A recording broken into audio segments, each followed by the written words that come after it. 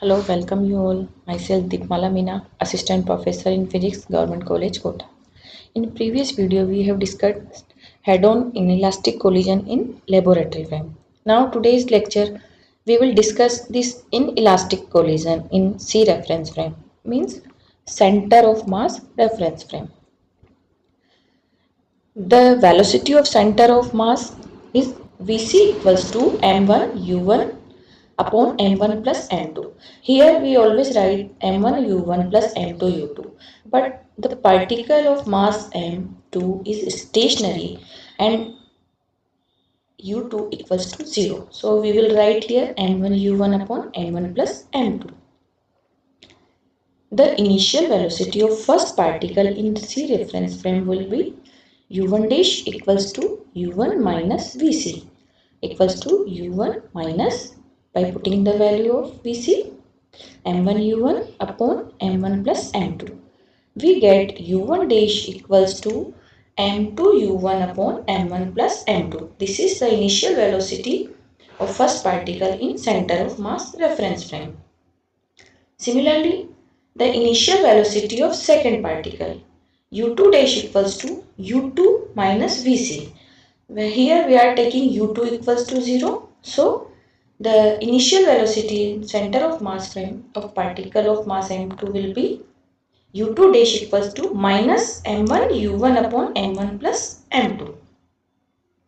The velocity of composite particle in center of mass reference frame is v dash. So we can write from the law of conservation of linear momentum. This is the linear momentum before collision. This is the linear momentum after collision. So m1 u1 dash plus m2 u2 dash equals to m1 plus m2 p dash. So by putting the value of u1 dash plus u2 dash equals to, and this is 0 because we are taking here center of mass reference frame.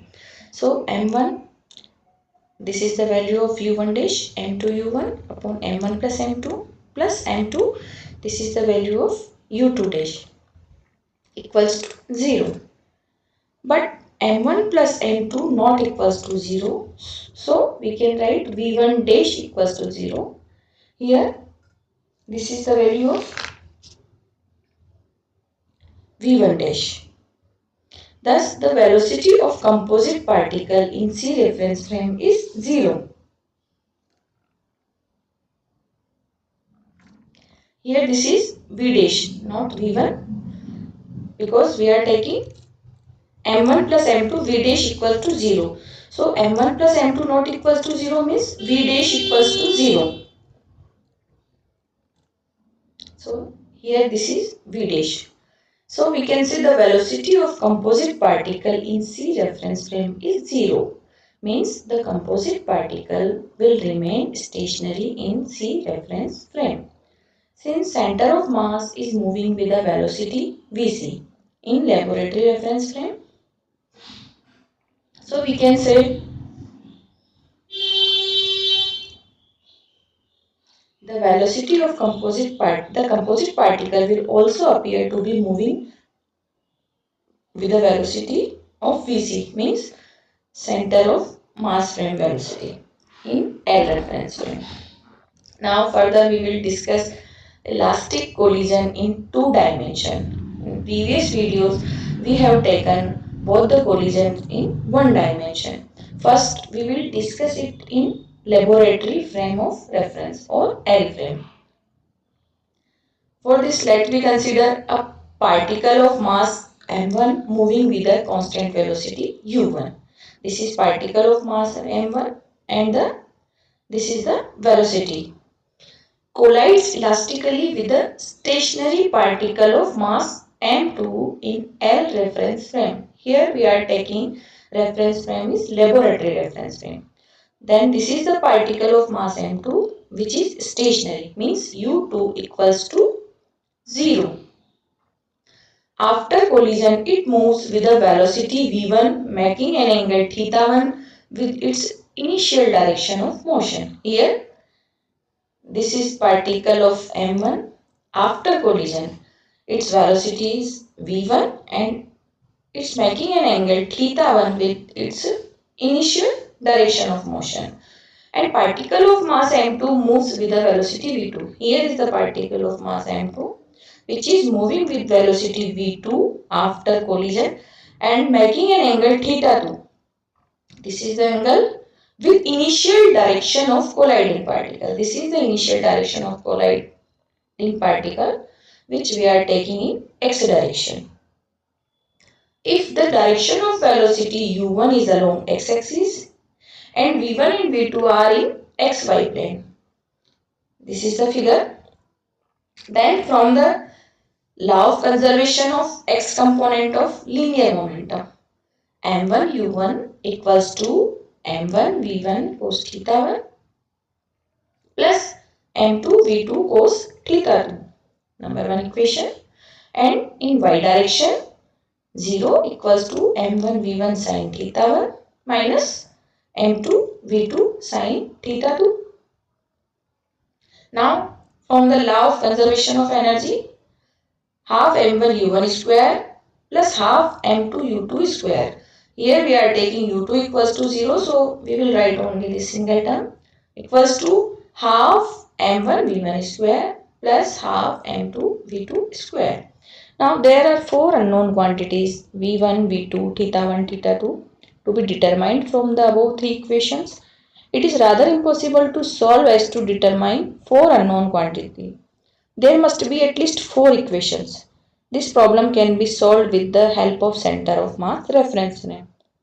Now we will take this collision in center of mass reference frame, means C reference frame.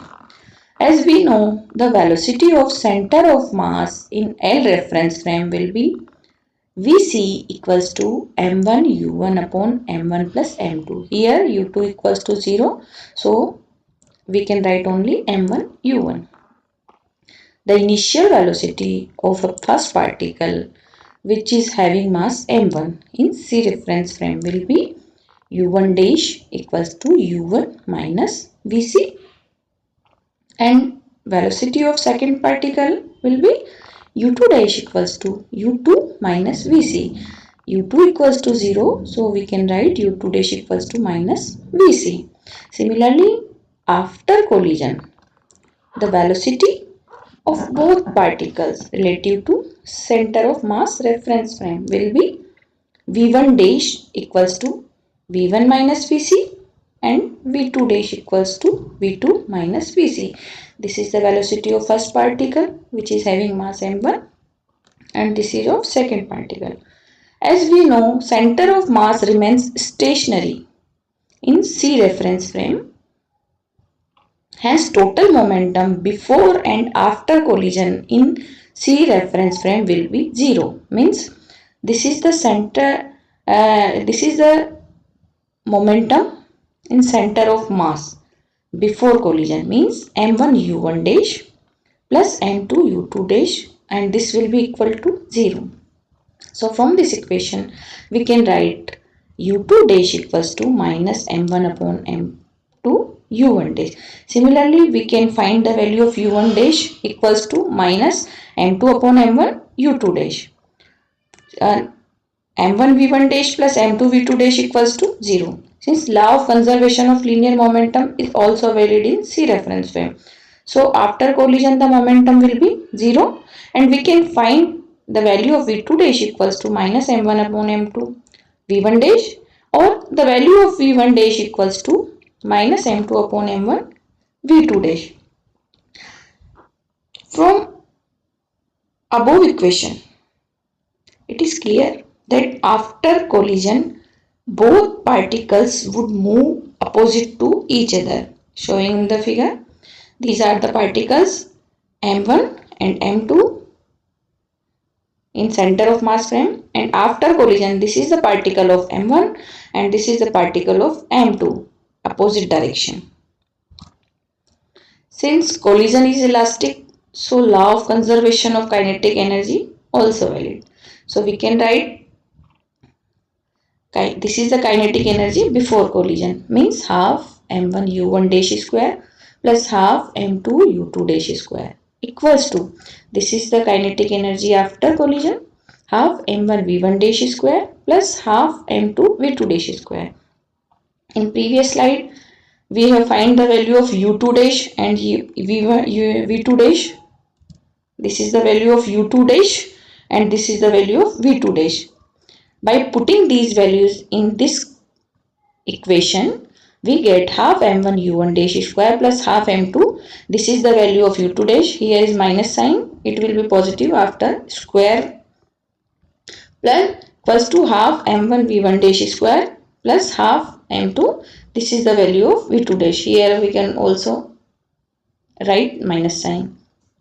On solving this equation, we get m1 u1 dash square equals to m1 v1 dash square. On solving both sides, we get v1 dash square equals to u1 dash square.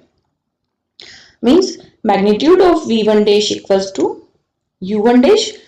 And similarly, if we find the values of u1 dash, v1 dash from this equation, if we write the value of u1 dash equals to minus m2 upon m1 u2 dash and value of v1 dash equals to minus m2 upon m1 v2 dash, and we put these values in this equation u1 dash and v1 dash, then we get the equations magnitude of v2 dash equals to u2 dash. From above equation, it is clear that the magnitude of velocities of particles in center of mass reference frame does not change after collision. Means this is the velocity before collision of a first particle and this is the velocity of first particle after collision, and the magnitude of both the velocities are same. Similarly, for second particle, means the magnitude of velocities remains same before and after collision. However, their direction can change. Thank you.